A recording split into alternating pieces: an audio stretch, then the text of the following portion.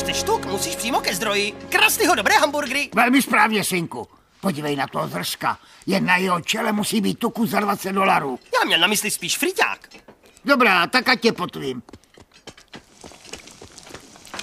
Přejete si, pane? Bože, ty jsi mastnej. Pane Maruko, pomoc! Kde je hadice? Je mi hned v patách. Jsi taky tak nadšenej jako já? No jasně. Tak šo, jdeme na to. A teď už si jen počkáme.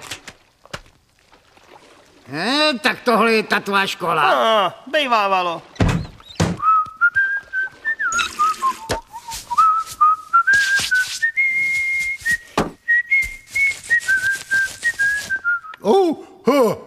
Chci říct, co tu děláte? Jsme noví mezinárodní studenti ze Skotska. To je náhoda. Já jsem taky ze Skotska. A odkud přesně jste? Severní město Kilt. To snad ne. Já jsem taky ze severního Kiltonu. To určitě znáš Anguse MacLeoda. MacLeod. Žádný Angus MacLeod v severním Kiltonu nežije. Ty určitě nejsi ze Skotska. Jsi lhář. Co? Já, že jsem lhář? Narodil jsem se Hej, co to je? Moje úspory na důchod. Ne! Vy zloději tuku, zabiju vás, stůjte! Tak jsem tě poslech a dal se v práci výpověď. Já ti neříkala, abys dával výpověď. Ale jo, říkala, pamatuj si přesně. Řekla jsi, že mám praštit s prací a stát se vynálezcem, nebo že podpálíš barák. No tohle bych já nikdy neřekla.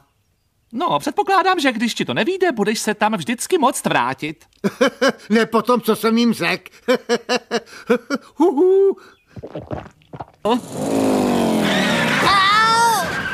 Tak jak je? Seš celý, Milhousey? Ale snad jo. A co teď? Jak jsi to mohl udělat? Měl by se stydět, Nelsone. Klídek, paninko. Hele, nejdu na ty hvězdy moc pozdě? Kde pak? Stačí přeskočit plot, připlížit se a nakouknout do toho okna. Tak jo. Tohle mě nikdy nepřestane bavit.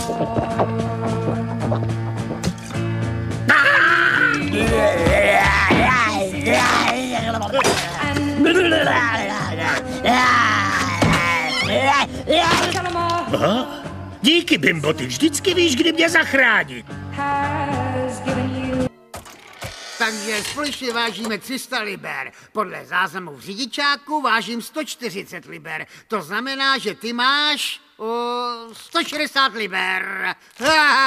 Krásně Klid, miláčku, my si tě neuvaříme. Hezky si užij dešek na pláži. Ahle, tady máš kamaráda na hraní.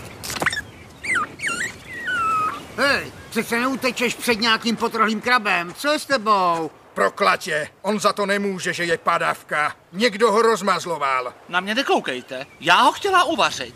Pardon, obyčejně to bývá matka.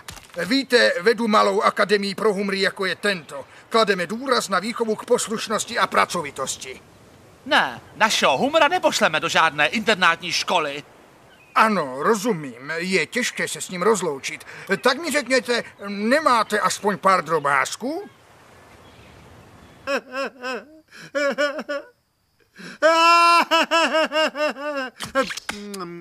To je dobrota. Podej mi maslo.